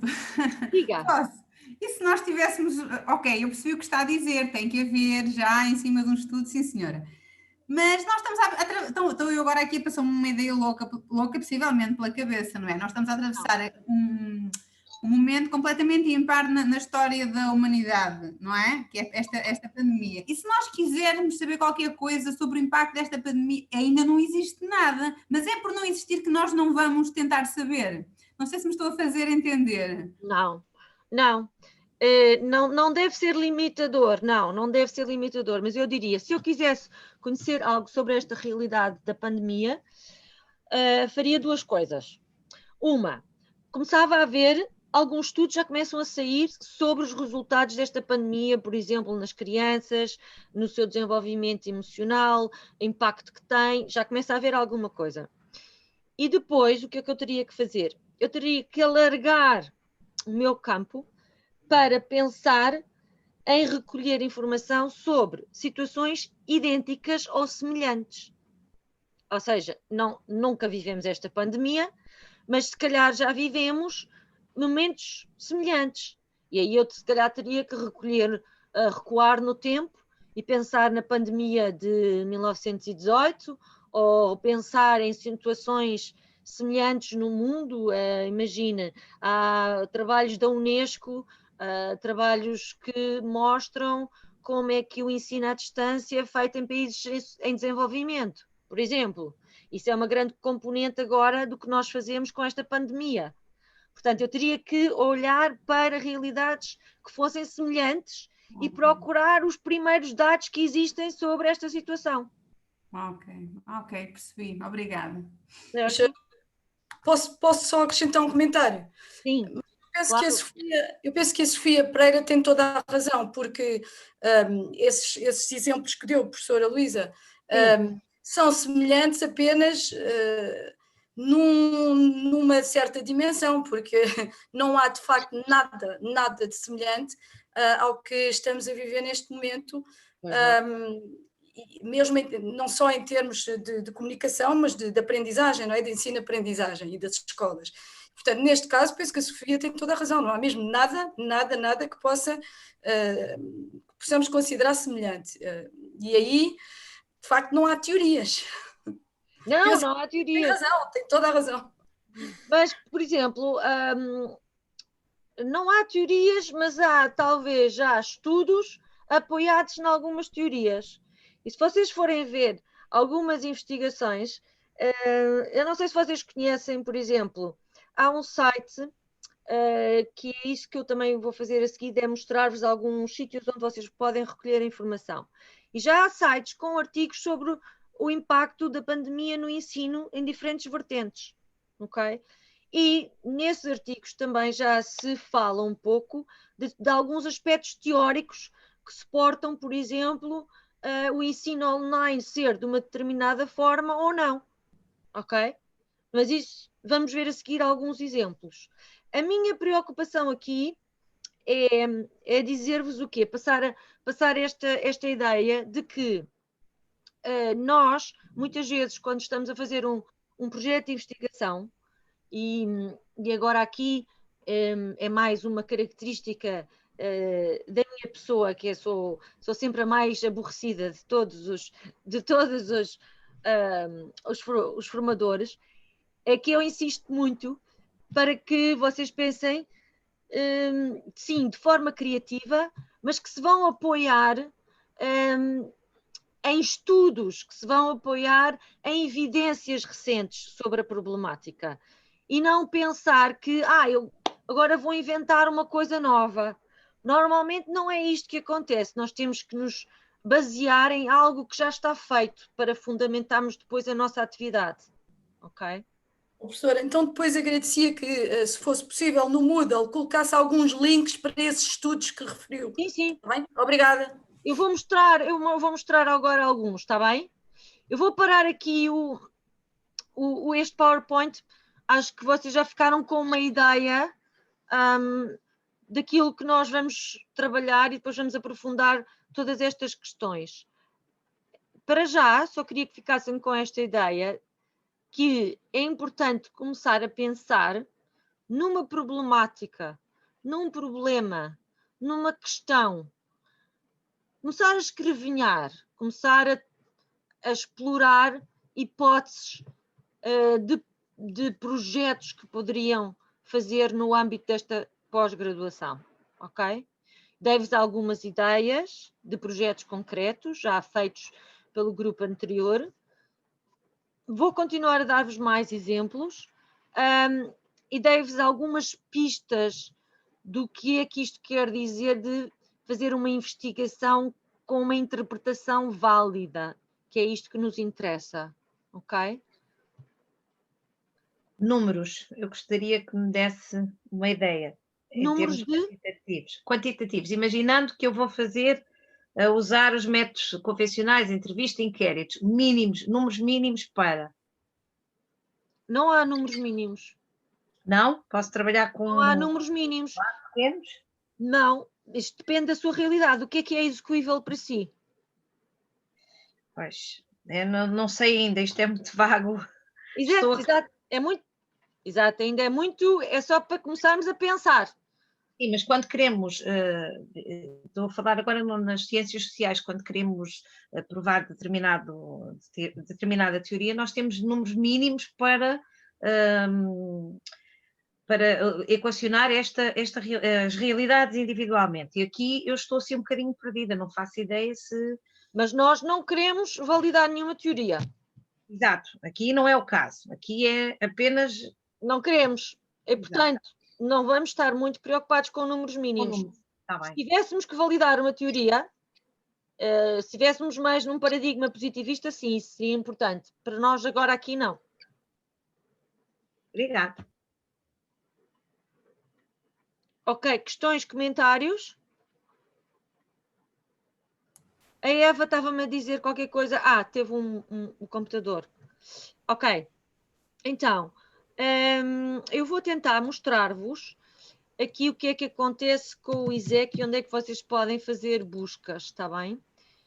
Eu vou aqui abrir o site do ISEC. Não sei se alguém já conhece a nossa instituição, já lá esteve. Não? Não? Ninguém? Ok. Então, vamos tentar aqui abrir. Estão a ver agora aqui a página do ISEC Lisboa, certo? Ok. Nós temos aqui o ISEC Lisboa e depois temos aqui serviços. E nos serviços nós temos Biblioteca do Campus. Toda a gente seguiu estes passos, certo? ISEC Lisboa, serviços, saltamos para a biblioteca. Clicamos em biblioteca e vemos aqui uma pessoa simpática e sempre acessível, que é a Marisa. A Marisa está sempre disponível a ajudar, até virtualmente, podem mandar e-mails, está aqui o contacto dela. E depois nós andamos mais para baixo e temos vários links em que podemos clicar para aceder à informação. Este primeiro link aqui é o catálogo da Springer. O catálogo da Springer tem maioritariamente livros em inglês, mas também tem alguns em espanhol, em francês e noutras línguas. E nós poderemos querer ver alguma coisa, se encontramos livros, e clicamos em Educação, Education, e aparece-nos várias línguas. Estão a ver este aqui, penso que será alemão, e aqui podemos até escolher e filtrar por língua, ok? Se calhar não tem nada para vocês, se calhar tem, depende do vosso tema. É um recurso que está disponível, ok? Posso andar para trás ou tem alguma questão? Não? Portanto, este é um link. Professora, posso fazer uma pergunta? Pode. Para entrar nesta biblioteca e no Springer é preciso o login do Moodle normal? Eu suponho que sim, suponho que sim. Pronto, ok, obrigada. Alguém quer tentar abrir a página, ver se consegue aceder? Os serviços académicos, pelo menos para mim, enviou uma página com os vários acessos e as passwords associadas a cada acesso. Ok. Tenho um para o Moodle, tenho várias passwords com o respectivo acesso. Eu creio que vocês terão recebido esse mail também. Anabela, para nós verificarmos, poderias dizer qual é o assunto que está nesse e-mail que recebeste? Desculpa. Só ver que eu não tenho o aberto, mas abro num instante. Está bem? Eu vou já ver. Eu tenho dado conta, não recebi nada com passwords. Eu confirmo, mas eu recebi como a Anabela. Eu não. Eu recebi exatamente como a Anabela está a dizer, tudo até bem explicado, tudo no mesmo e-mail. Mas é que na matrícula houve um problema e ela teve que ser feita internamente e se calhar foi por isso que nem tem número. Eu tenho que mandar um mail para lá então a solicitar as credenciais. Uhum. Pois, eu também não fui eu a inscrever-me, portanto não sei. Acho que não recebi esse e-mail. Eu tenho vários e-mails e estou aqui a tentar descobrir qual deles é que é, só um bocadinho. Esse e-mail... Tem que tentar ver isso com os serviços académicos, então, Ana. Está bem. Eu acho que é declaração. Não, há de haver aqui outra ainda, eu não estou a encontrar. Mas, Anabela, não se preocupe, porque podemos tratar disso mais tarde para não estar a atrasar a aula. Peço desculpa. Sim. Eu recebi, vinha do Eduardo Cruz, meninas, atenção. Eduardo Cunha Cruz. Envio de credenciais para acesso aos sistemas. Exatamente, já encontrei também. É isso mesmo, Marisa, obrigada. Okay. Olha, agora perdi o Zoom, ai meu Deus. Está cá em baixo, é só abrir. Não quer, está teimoso. Aqui no catálogo online vocês têm uma forma de pesquisar na biblioteca, ok? Portanto, também vão ter este acesso aqui ao catálogo e podem procurar aqui. Aqui temos exemplos de alguns livros que estão na biblioteca. Portanto, isto é uma outra forma de procurar informação. Está aqui, o catálogo da biblioteca, como estão a ver. Depois temos o repositório do ISEC, que tem algumas dissertações de mestrado, também na área de educação. Depois temos aqui algumas revistas que, em princípio, uma ou outra poderá ter alguma coisa para vocês, como seja a pedagogia no ensino superior, a revista de arte e design e educação e este jornal ou revista sobre a adolescência e youth, adolescência e quê? E jovens, adolescência e juventude. Juventude, sim. Juventude, sim. Portanto, tem aqui estes três, que eventualmente poderão ter algo de interesse para vocês. E depois temos aqui as bibliotecas digitais. E nas bibliotecas digitais, vocês têm uma que é específica para as ciências da educação. Estão a ver aqui? Uhum. E vocês clicam neste que é o ERIC, que é conhecido como ERIC. E podem fazer aqui a vossa pesquisa. Ok? Eu depois vou-vos dar mais dicas, mais informação sobre como fazer algumas pesquisas, quando vocês estiverem numa fase mais adiantada e que souberem mais ou menos por que tema, tópico vão enveredar, porque muitas vezes o encontrar a informação depende muito da forma como nós incluímos os termos no motor de busca. Eu lembro-me, por exemplo, que o semestre passado algumas alunas estavam a ter dificuldade em procurar recursos sobre a tradição oral. E depois nós temos que brincar um bocadinho com isto, e será que em inglês isto é uma forma de procurar? Será que há outras? Portanto, temos que andar aqui um bocadinho com termos para trás e para a frente. Mas eu depois dou-vos mais dicas sobre isto, está bem? Portanto, voltando atrás, este era o Eric. E depois nós continuamos aqui para baixo e temos repositórios. Neste repositório não vejo assim nada nestes repositórios que seja muito útil para vocês na área da educação. E depois chegamos aqui aos agregadores, ok? E os agregadores são importantes, nomeadamente este que está aqui, que é o ResearchGate.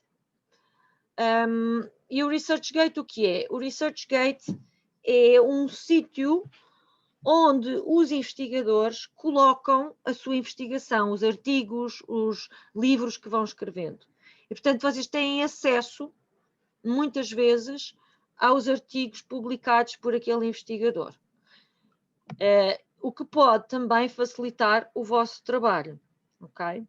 Por exemplo, eu vou escrever aqui no bate-papo vários agregadores. Um deles é aquele que vocês viram, que é o ResearchGate. Outro é o Academia. Outro é o Google Académico.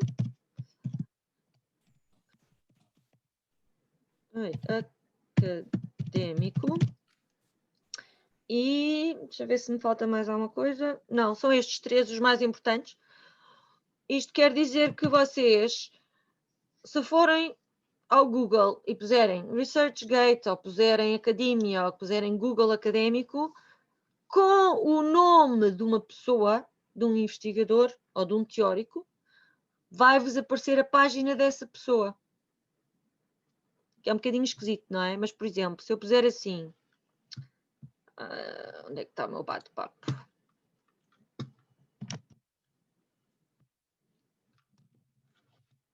Vocês não conhecem nenhum destes agregadores? Ninguém conhece, não? Ok. O meu rato desapareceu. Peço desculpa, mas o meu rato desapareceu. Eu vou aqui. Já apareceu novamente o meu rato. Estava aqui com um problema. Vocês fazem... O Diga? nome do investigador e não o assunto pelo qual temos... Peço desculpa. Temos que meter, então, o nome do investigador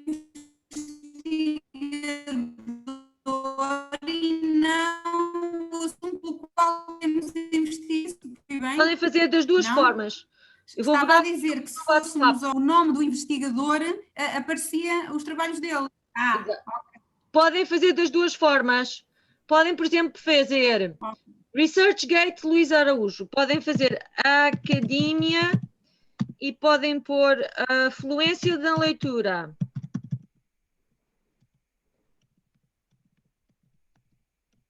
São hipóteses de busca. Ok?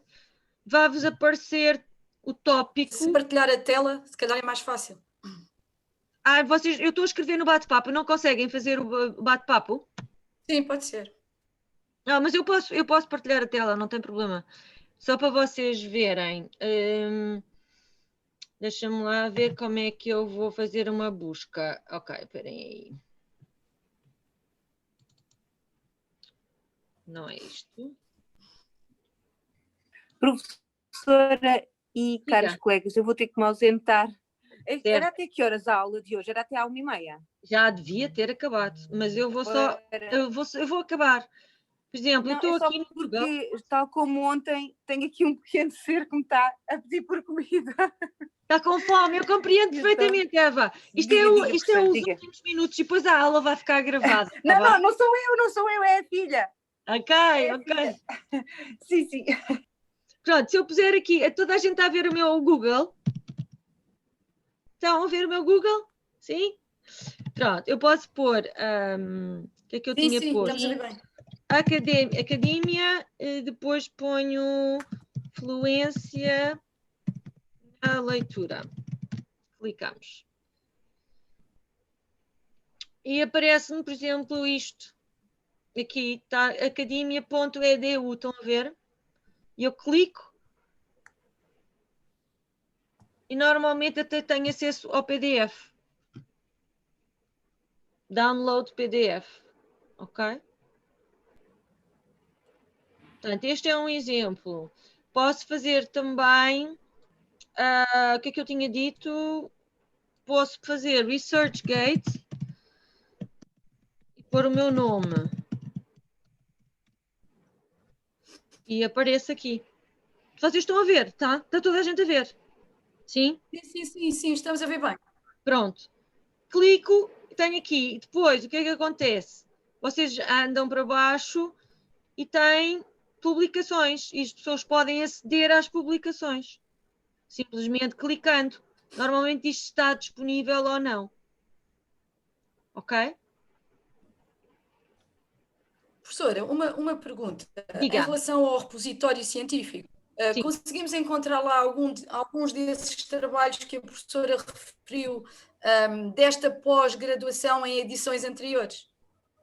Não, porque só estão dissertações, não estão trabalhos de pós-graduação. Então, onde é que podemos consultar os trabalhos desta pós-graduação das edições anteriores? Na biblioteca do ISEC? Existe? Não existe? Não existe, não. É pena. É pena, é verdade. Eu posso pedir à Ana Luísa, por exemplo, para partilhar o dela. Não é? Podemos fazer isso.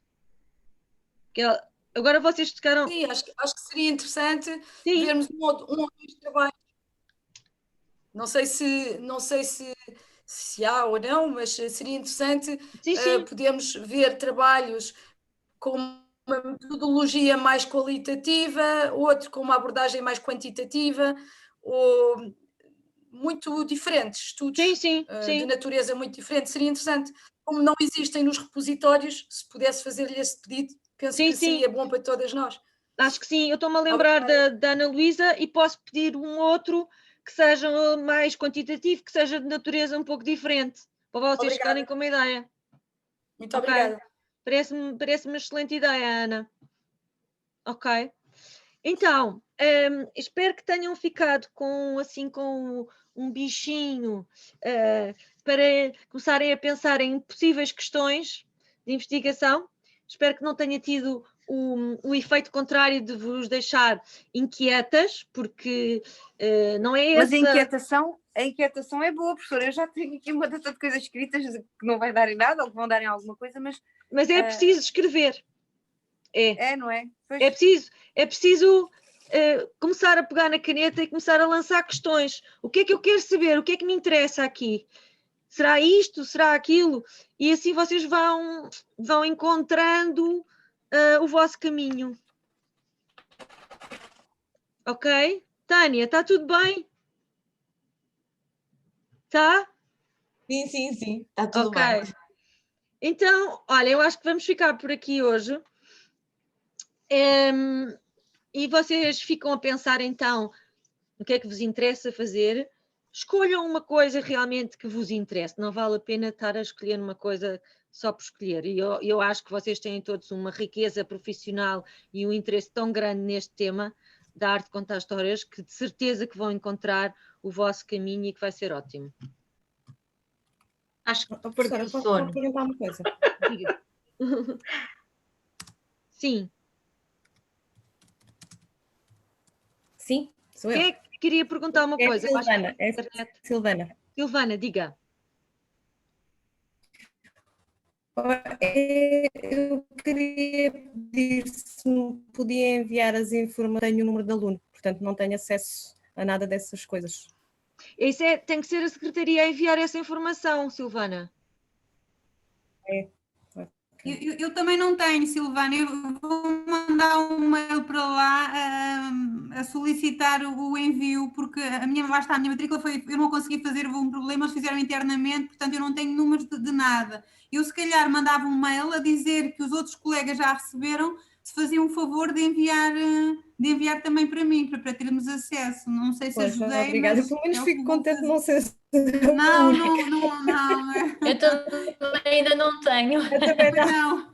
Não, isto foi tudo muito em cima, foi tudo muito tratado à última da hora, porque estavam pessoas a inscrever-se e nós queríamos que todas as pessoas participassem e foi um bocadinho difícil com a coordenação ali com os serviços académicos. Como vocês podem imaginar, neste tempo de pandemia, isto não tem sido nada fácil.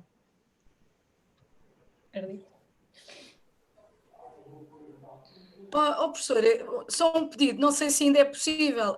Gostaria se pudesse referir um ou dois daqueles estudos relacionados com a pergunta da Sofia Pereira. Sim, esqueci-me. Vamos lá ver. Vamos aqui ao Google. Pudesse ser em grupo, já tinha ali uma companheira. Quem? Estou a dizer que se o trabalho pudesse ser em grupo, já tinha ali uma companheira. Está interessada no mesmo tópico? Já percebi. Eu estou interessada em tudo. Eu acho que sim, eu acho que era muito interessante. Olha, vocês têm aqui este link, vou pôr aqui também no bate-papo. Se eu conseguir. Hei de conseguir quando parar o share.